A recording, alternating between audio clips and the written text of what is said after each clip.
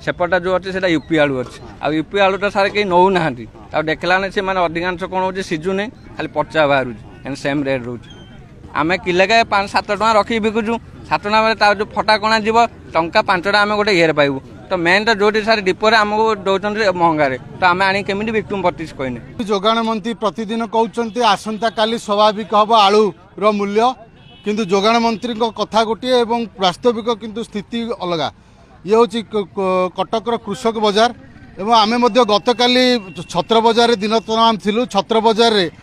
गत काली 60 टंका लेखा आलू किलो प्रति बिक्री होता किंतु आज कृषक बजार रे आलू जहाँ आम